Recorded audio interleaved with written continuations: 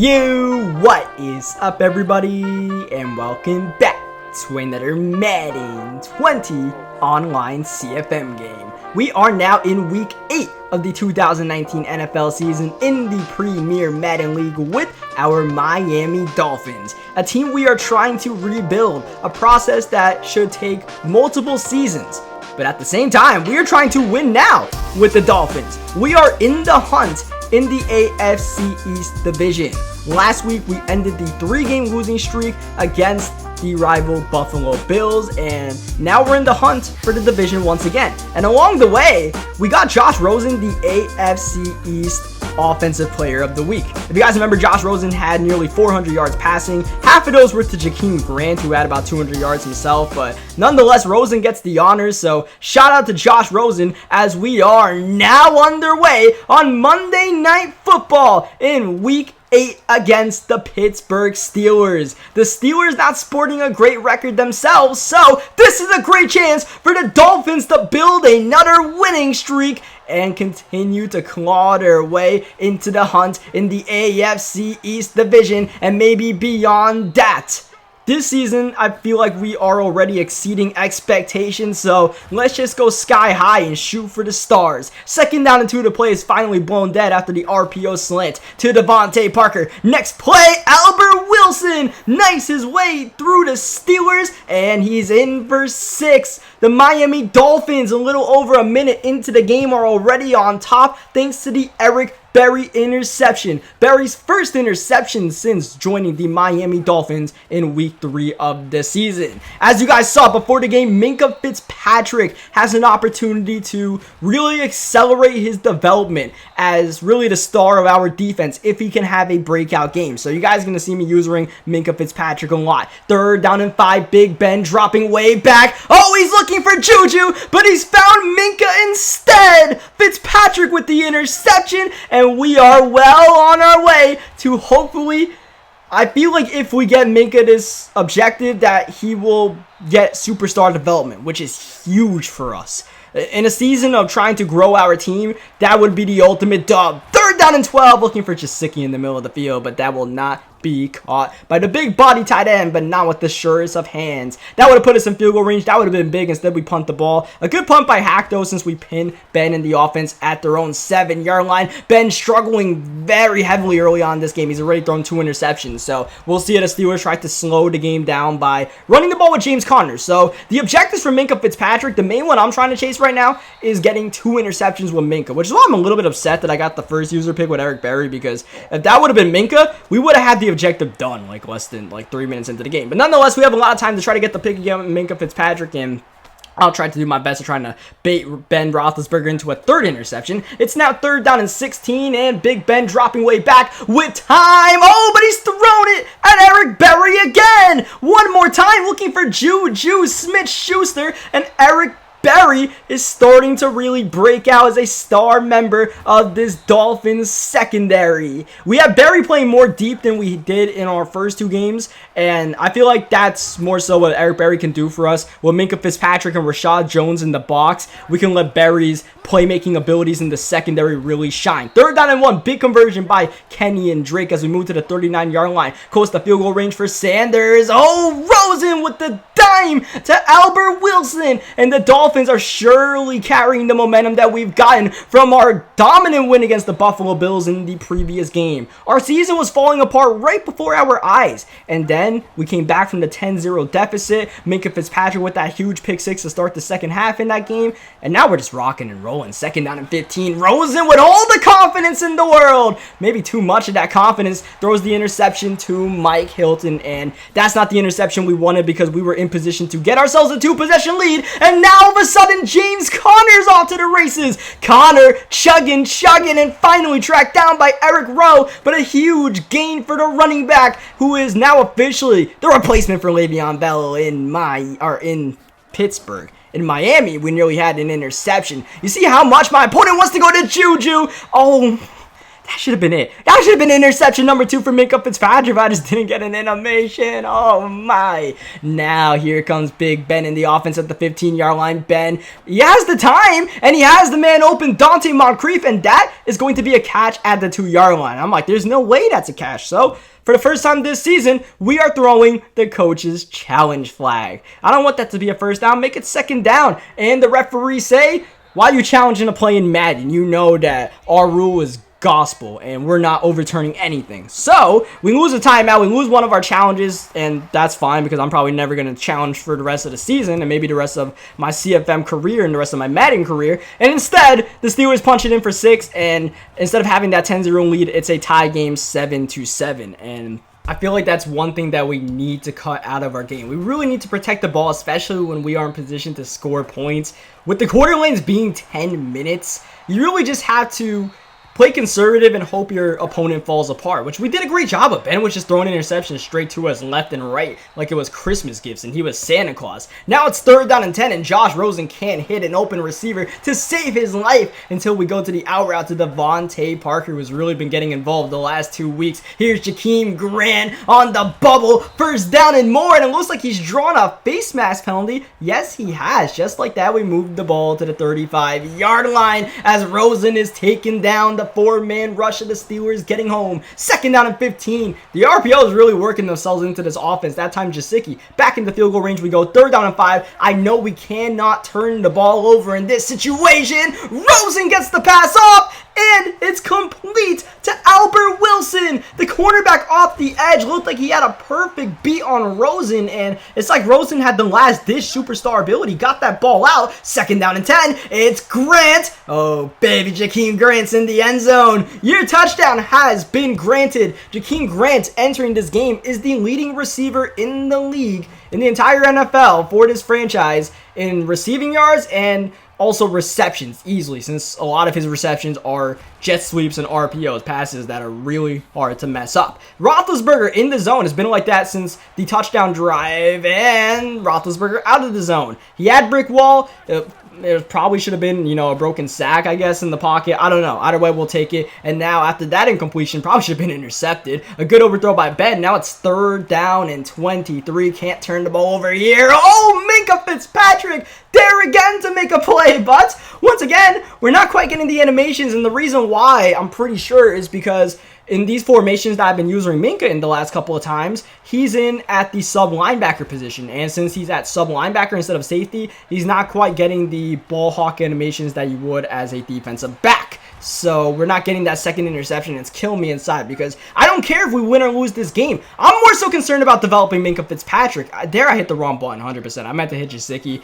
and these damn Xbox buttons, they get me every once in a while. It hasn't really happened this season until that point. 3rd down and 21. That was just a prayer, and I guess if anything, good thing it wasn't intercepted. And even if it was, I guess it wouldn't be a bad thing either because my opponent's going to get the ball at about the same field position. In fact, probably a little bit better. He starts off at the 17-yard line, down by 7, halfway through the 2nd quarter. That's going to be an incomplete pass. 2nd down. This is Jalen Samuels on the run, and Samuels going nowhere. Thankfully, we are starting to box up the run more than we did earlier in the game because it looked like James Conner was about to have a big day. 3rd down and 10. Ben in trouble. Down he goes. Robert Ndiche with the sack, and that's a penalty on the Miami Dolphins.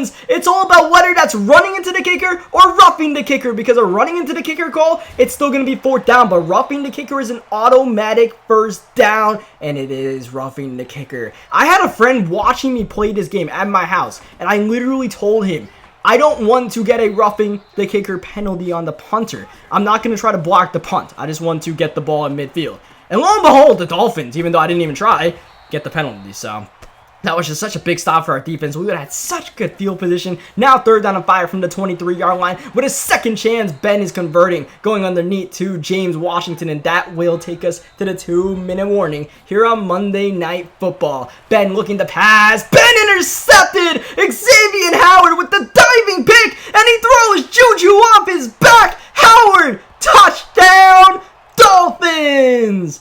That was a spectacular play by Xavier Howard, and maybe the play of the season for the Miami Dolphins. What a swing in this game. Dolphins now up by 14 points. I'm a little bit heartbroken that Micah Fitzpatrick didn't get the interception because we were pretty dang close, but that is Xavier Howard and his superstar ability showing up. As you see, I know my opponent really wants to throw the ball to Juju, so I'm going to do my best to try to take Juju out the game, and Vance McDonald said, you might want to, put your entire team on me, because putting half the team on me is not enough. I'll just run straight through him. Little RPO, he hands it off to Jalen Samuels, but my opponent doesn't have much time to run this kind of offense because now he only has a minute left to work with as he goes to the curl route to James Washington, who's starting to see the ball come his way a couple of times. And check out who's at the quarterback position. That is Mason Rudolph. After Ben throws the pick six, Ben Roethlisberger has been benched here in Pittsburgh. It's Mason Rudolph under center, and down goes Rudolph. Charles Harris's second sack of the first half. 3rd down and 14. Rudolph with the clean pocket. Oh my, he has so much time to throw, and that more than anything else, we'll call it a coverage sack. And Charles Harris, the man who needed to get all these sacks last week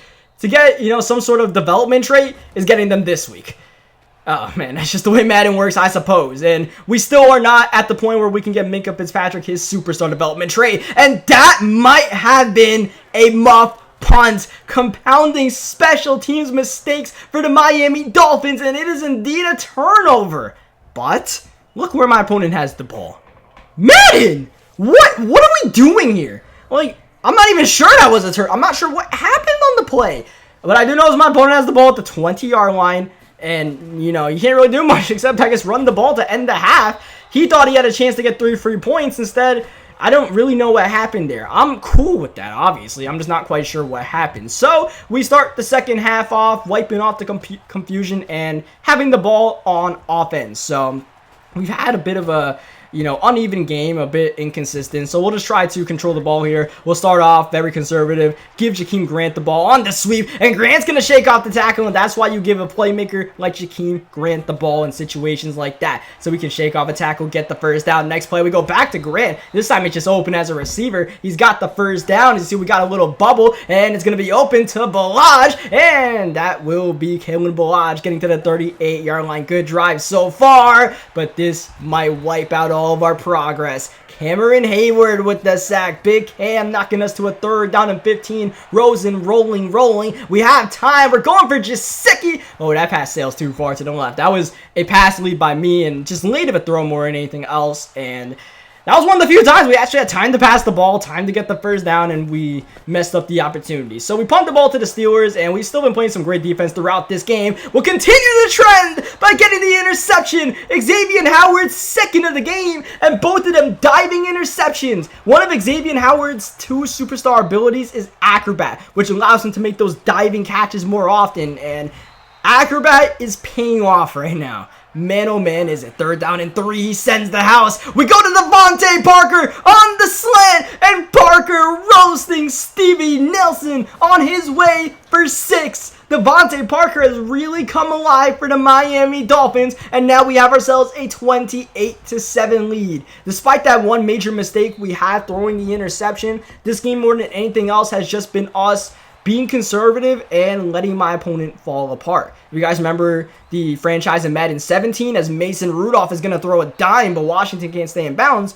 with the Seattle Seahawks in Madden 17, the CFM, that's what we did. We just let our opponents fall apart. And with the Miami Dolphins, it's a little bit harder to do that because we're not exactly going to generate the points on offense as often as, Russell Wilson could. But that strategy still applies a lot of the times. The Buffalo Bills fell apart for a bit there through the pick six and all that stuff, and the Steelers quarterbacks combined, I don't know how many interceptions it's at. I've lost track. It's like 5 or something like that, but you turn the ball over 5 times and you're probably going to lose the game, and that's what's happening here. And, even though the opponent is marching downfield now, he has to do a lot to come back, and it's a deficit that he just put himself in more than anything else. New set of downs for Mason Rudolph, and you can tell Mason Rudolph is just shook. A bad situation for a young quarterback to come in, down in the game, trying to lead your team back, similar to what Dwayne Haskins was put in with the Redskins against the Giants in real life. So now it's 3rd down and 15. Rudolph definitely shook, and he throws the interception to Bobby McCain. Oh, Bobby McCain swerving through Moncrief. Can he bring him down? No, he's down, and so are the Pittsburgh Steelers. This might as well be the TKO from McCain.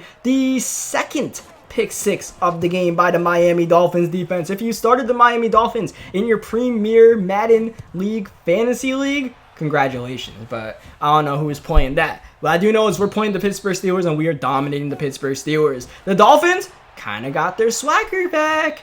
We're about to be on a 2-game winning streak, barring the biggest collapse in NFL history. And, you know, like I've been saying, we're right back in the hunt, and I think we just have to spend the rest of our season trying to win the AFC East. Forget about, you know, trying to, you know, tank and all that stuff and worrying about draft picks. We just got to win out here and see just how many games we can win with this underdog squad, because now this is more of a fun situation to what, you know, how many wins can we get with the underdog Miami Dolphins? And can we ever get the second interception with Minkah Fitzpatrick? Yes, we can. Minkah Fitzpatrick gets it. And once again, my opponent looking for Juju Smith-Schuster, and he puts his hands in the cookie jar along the way. And now Minkah Fitzpatrick is going to have something good happen to him after the game. I believe it's going to be a superstar development trait. This is the first time we've done it this year, so I don't know exactly what it's going to be, but I'm really excited to do it. Like, I entered this game not caring whether we won the game or whether we lost the game. The first priority was developing Minkah Fitzpatrick.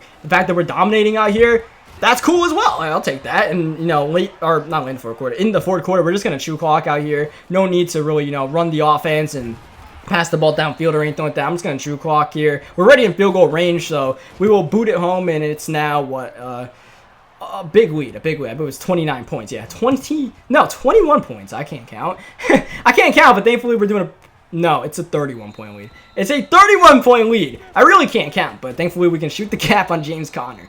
And we are definitely about to win this game. And at this point, for Mason Rudolph and the Pittsburgh Steelers, you know, you don't want to make a bad situation worse. And it looks like he's about to, but that is going to be defensive pass interference on Xavier Howard. It was such a rubber ducky from Mason Rudolph that it actually ends up being a big pass interference call, and here come the Pittsburgh Steelers, and, you know, obviously you want to try to score a touchdown here. I guess it's not in a position to take the starters out yet, so James Conner still has the ball. Rudolph is still in here along with Juju Smith-Schuster, as Conner has a pretty good game for himself. Unfortunately for the rest of the team, not so much. You got to think, just like last week with Singletary. Someone told me in the comment section it's Devin Singletary and not Singletary, so I apologize for that. That, you know, if my opponents run the ball more, they can have more success if they just stick with the ground game and just ground and pound us to death. But I respect them for trying to pass the ball, and I definitely appreciate that, especially when you're passing the ball to Minkah Fitzpatrick. Minkah Fitzpatrick, look at him go! Minkah in for 6. He already got his development or whatever it's going to be. He's just adding icing to the cake. Thank you very much. 45-7. And for the second week in a row, we have scored over 40 points with the Miami Dolphins on the road. Don't mind you, man. It's not just, you know, playing in Miami. We go on the road and we become more lethal of a team, it seems like. And this road trip is definitely helping the bond of the team. If you guys remember, we had that defensive team players only meeting that, you know, could have potentially just rocked this team to sleep and made us fall apart. Now we're out here on this winning streak, and the offense is happy, the defense is happy. You know, Minkah Fitzpatrick might be in the running for AFC Defensive Player of the Week, just like Rosen won the offensive award last week, because Minkah's got 3 interceptions and a pick 6. I doubt there's many players putting up more stats on the defensive end of the ball than Minkah, as my opponent is still got James Conner and Mason Rudolph and all the starters into the game. I guess he's just, you know, it's whatever. Like, he probably doesn't care as much as I don't care about this, just trying to get this game over with. And it's not going to help that Juju gets out of bounds with 2:01 remaining, so we can't hit the 2-minute warning just yet. Rudolph just getting the pass off, and that'll be swatted by Eric Berry, who has definitely had his best game in a Dolphins uniform this season. Second down, Vance McDonald can't make the catch, and at this point, I just want this drive to get over with so I can need a ball and end this game. 3rd down and 10, Rudolph out-route Juju, and not a friendly ball placement by the referees. It's not going to be a first down. It looked like a first down forward progress, but as Juju went out of bounds, I didn't give it to him. Whatever. Ends the game on a field goal here. He didn't even bother going for the first down, or yeah, going for it on there, so that's cool with me. So we will fair catch this ball. We will need it a couple of times. Not with Josh Rosen, but Ryan Fitzpatrick. Ryan Fitzpatrick is on this team. Fitz did start the, you know, at the starting quarterback for the Dolphins in real life, but here in this franchise, we are trying to develop Josh Rosen, and we will see if Josh Rosen does enough to earn the starting job for next season. Obviously, he has it for this season. And Josh Rosen said in real life that he is trying to wreck the Dolphins' plans to tank for Tua.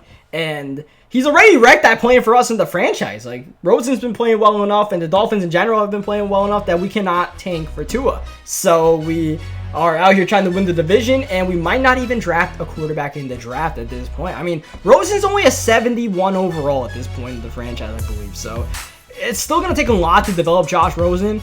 We'll just give Josh Rosen the season, play with an open mind and go into the offseason and see exactly how much progress we made in developing Josh Rosen and if he's worth keeping, as our franchise quarterback. And I want you guys' help in the comment section. Do you guys think that Josh Rosen, so far is earning his spot as the franchise quarterback for the Miami Dolphins, or should we be looking at a quarterback in like the first round or something like that in the draft? Because I always got to remind you guys that we not only have our own first round pick that might not be that great, we have the Houston Texans' first round pick. And after I show you guys the stats from this game, we're going to go through the division standings for each division, and you guys will see that the Houston Texans are not doing that good this season. It looks like they're not going to make the playoffs, so we're at least going to have a mid-round first-round pick to go along with our own first-round pick, which might be a mid-round first-round pick unless we do manage to fight ourselves into the playoffs. So as you guys see the schedule up above, next week we go against the New York Jets, and that should be pretty fun. That's going to be another division game that can help shape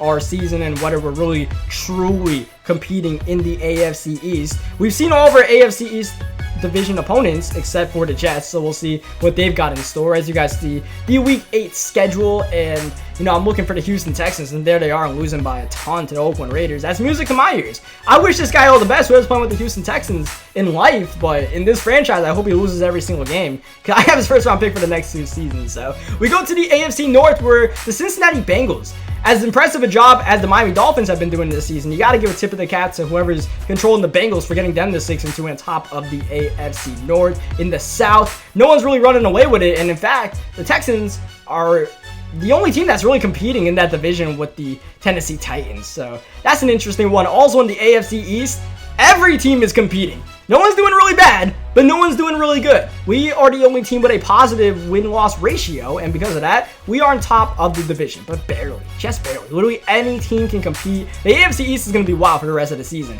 That division, it looks like the Chiefs are running away with that one. We go to the NFC North, where the Bears are the only other undefeated team out here, 7-0. A good division, but the Bears are definitely running away with that one. The Falcons, 7-1. Great job to them. The Panthers, 4-2. Looks like they might have to battle for a wild card spot, but the wildcard battle is going to be pretty crazy because at least one team should be getting a wildcard spot out of the NFC East. The Giants on top. Great job by the Giants this season. And the Eagles, Redskins, and Cowboys are all still in. And then you go to the West. Easily the worst division in the league.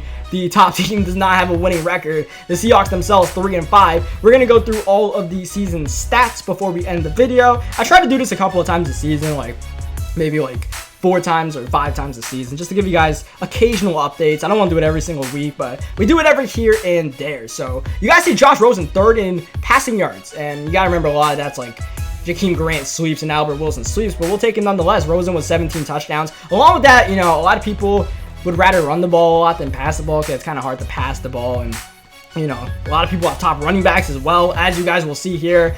The rushing stats are a lot more inflated than the passing stats in this league. You see Cohen's averaging a ridiculous amount of yards per carry, along with a lot of these running backs out here, 6, 7, 8 yards per carry, some crazy stuff you'd never see in real life. And because of that, there's probably going to be a couple of running backs that break Eric Dickerson's all-time single-season rushing record. As you see, the touchdowns are absolutely piling up, even for the likes of Peyton Barber. As you go to the receptions, part of the reason why Jakeem Grant's leading the entire NFL in receiving yards is because no one's really passing the ball that much, as you guys saw. So Grant having 890 will put him on top and probably put Jakeem Grant in the Pro Bowl discussion, which is pretty interesting. I didn't quite think we'd have a receiver in the Pro Bowl discussion. And if I did, I figured it would probably be Devontae Parker. As you guys see, Grant, he's also in the battle for most touchdowns. It looks like AJ Green's got the lead with 9, but you see Sanu, Odell, Grant, all with 8. As we go to the defensive stats before we end this thing off, Bobby Wagner leading the league in tackles. Also very inflated in this league are the sacks.